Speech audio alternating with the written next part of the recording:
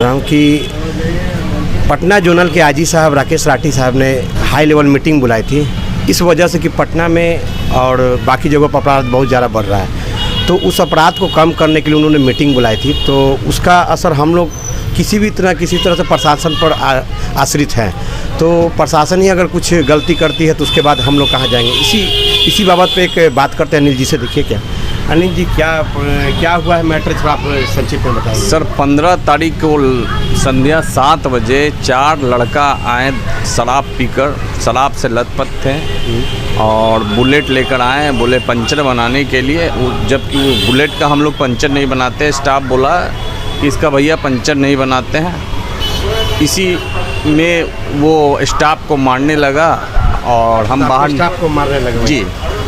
और जी जी जी जी जिसका CCTV footage भी है। तो हम जाकर उसको समझाएं बुझाएं, लेकिन हमसे भी उलझ गया। और लड़का ज़्यादा दूर का नहीं है, बगल का ही है, राजापुल का ही है।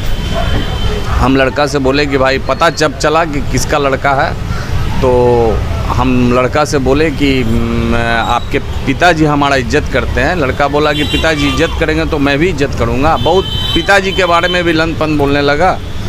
तो मैं यहाँ से ऑनलाइन कंप्लेन किया अपने मोबाइल से।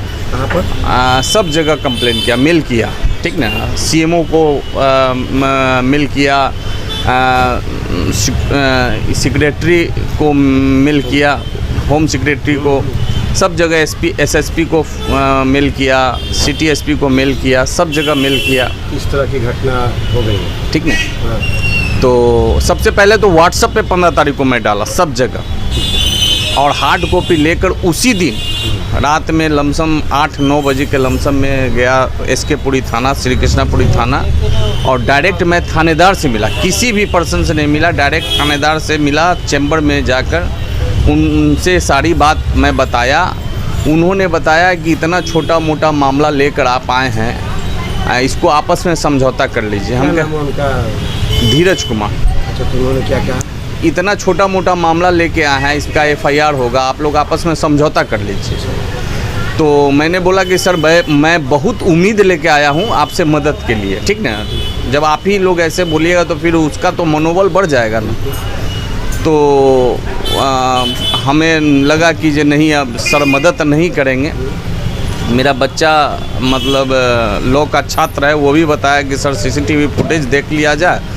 और एसके पुरी थाना प्रभारी के भी व्हाट्सएप पे मैं सेंड किया था सारा मामला, और हार्ड कॉपी भी लेके गया था। हार्ड कॉपी रखने से इनकार कर दिए। मैं डीजीपी हेल्पलाइन नंबर में फ़ोन किया, सारी बात बताया। उन्होंने बताया कि कोई आरोप करके हैं जो जिनको दिया जाए, लेकिन उन्होंने लेने से इनकार कर दिया। मैं वहाँ चला आया और थाना प्रभारी धीरज कुमार के खिलाफ़ बहुत तरह का वो बात बोले। हमारे बच्चे से भी बहुत तरह का बात बोले कि ये नियम कानून तुम ही जानते हो, ठीक ना। जबकि वो लॉ का छात्र है, लेकिन वहाँ मुँह लगाना हम उचित नहीं समझे, ठीक ना। वापस आप लौट? हाँ, वापस लौट आए। और उनके मतलब सारी घटना को मैं बड़े पदाधिकारी के पास मेल किया। उसके बाद अभी तक कुछ नहीं हुआ है, ठीक ना। कोई कार्रवाई नहीं हुई है। कल सीनियर एसपी साहब के नंबर पे मैं फ़ोन किया, कॉल ट्रांसफ़र हुआ, सारी बात मैं बताया। उन्होंने बताया कि जाइए आप थाना में, एफआईआर नहीं लेगा, लॉन्च करेगा तो फिर हमें फ़ोन करेंगे। मैं फिर गया, वहाँ पे एक मैडम बैठी हुई थी, वो बताएं कि ऐसे थोड़ी ना एफआईआर होता है, जो जांच होगा तब ना। हमने जांच आप लोग कीजिएगा मैडम तब ना। कल वहाँ से एक एसआई थे मनीष कुमार, उन्होंने आया, उनके घर पे गए और उनसे बात करने लगे। उसके बाद मतलब आए और हमसे बोले, वो मनीष कुमार भी हमको प्रेशर डालने लगे कि इसमें माइनेज कर लीजिए, ठीक ना। इसमें मतलब समझौता कर लीजिए, हाँ समझौता कर लीजिए, ठीक ना। बाद में जब लड़के के गार्जियन से रात में बात हुई तो उन्होंने बताया कि मैं 7,000 रुपया में उनको खरीद चुका हूँ, मनीष कुमार को।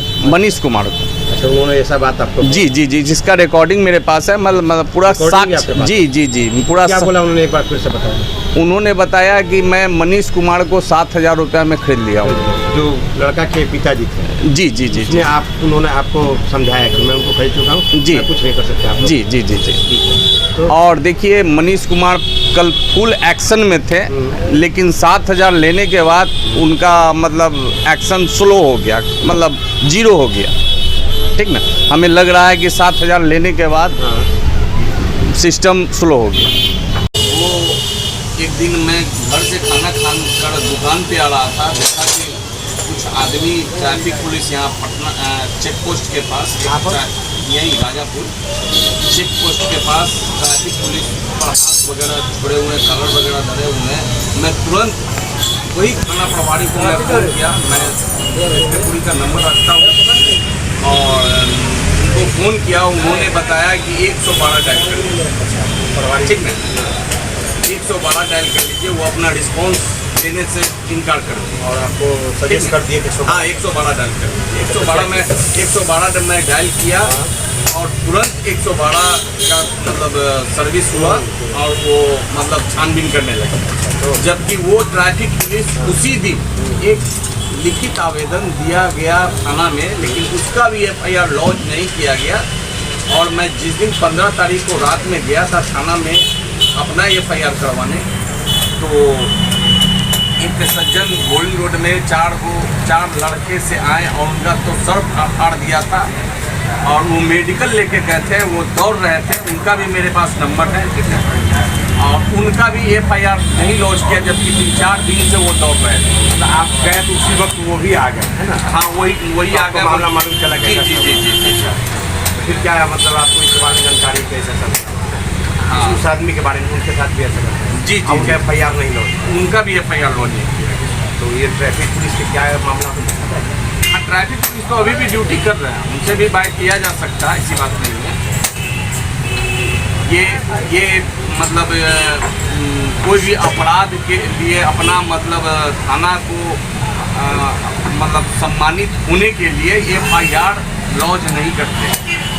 ठीक है, तो यही कहना है कि प्रशासन के भरोसे हम लोग हैं, और अगर प्रशासन ऐसी गलती करती है तो उसके बाद हम लोग कहाँ जाएंगे, तो आप खुद समझ सकते हैं। इसके पहले भी किसी कृष्णापुरी थाना में एक बच्चे का हड़ताली मोड़ चौराहा पर पैर जला दिया गया था, जिसका पूरा फुटेज हम लोगों ने दिखाया था। और उसका पैर इतना बुरी तरह जला हुआ था कि उसे कोई इलाज के लिए उनको पैसा भी नहीं दिया गया था। उनके माँ बाप ने खुद ही अपना इलाज करवाया अपने पैसों से, और उसके ही एक SI थे, उन्हीं के द्वारा ये किया गया था। खैर उनका नाम मैं